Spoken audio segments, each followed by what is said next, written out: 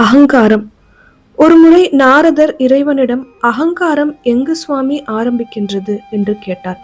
உடனே இறைவன், நீ பூலோகத்திற்கு சென்று ஒரு உயர்ந்த ஆத்மாவை கண்டுபிடித்து வா என்றார்.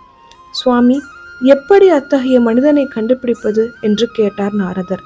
தன் இதயத்திலிருந்து யார் ராமா, கிருஷ்ணா, மாதவா, கோவிந்தா என்று கூறுகின்றாரோ அவரே உண்மையான ஆத்மா என்று கூறினார் இறைவன். மனிதன் என்றால் பரிசுத்தமான இதயம் படைத்தவன் என்று பொருள். பரிசுத்த இதயத்திலிருந்து பவித்திரமான இறைவனின் நாமங்கள் தான் வெளிவர வேண்டும். அப்படிப்பட்டவனே நிஜமான மனிதன். உலகியல் சம்பந்தமான எந்த ஒரு காரியத்தையும் செய்யலாம், அவற்றால் எல்லாம் உண்மையான ஆத்மா பாதிக்கப்படாது என்றார் இறைவன்.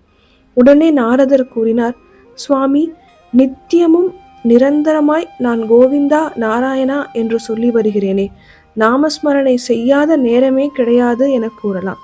ஆனால் என்னை விட சிறந்த பக்தன் இருக்கிறானா என்றார். உடனே நாரதரை பார்த்து இறைவன் கூறினான், இங்கேதான் அகங்காரம் ஆரம்பிக்கின்றது. நான் பக்தன் என நினைக்கும் போது அகங்காரத்தின் சுவடுகள் தெரிய ஆரம்பிக்கின்றன. இந்த பெட்டி செய்தி சாய் மகாராஜ் குருவை தேடி மாத இதழில் அக்டோபர் மாதம் வெளியான இதழில் பிரசுரிக்கப்பட்டுள்ளது. இந்த புத்தகம் வேண்டுவோர் கீழே கொடுக்கப்பட்டுள்ள தொலைபேசி எண்ணை தொடர்பு கொள்ளலாம். குருவே சரணம்.